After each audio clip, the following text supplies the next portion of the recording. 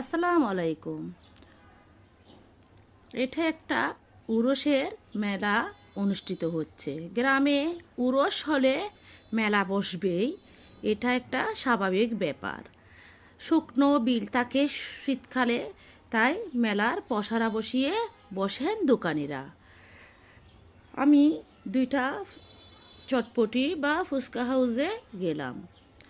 দেখলাম দোকানে তেমন মানুষজন জমেনি, কারণ রাত হতে হতে গ্রামের মেয়েরা ছেলেরা বসে বসে খাওয়া দাওয়া করে মেলাতে ঘোরাঘুরি করে একটু রাতের পর। এই ভাইগুলোর সাথে কথা বললাম, দাম জিজ্ঞেস করলাম। বলল প্রতি প্রতি প্লেট ফুচকা 50 টাকা করে।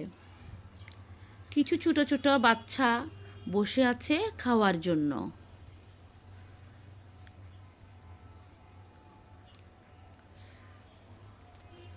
ভাইগুলোর সাথে কথা বলেও ভালো লাগলো অনেক।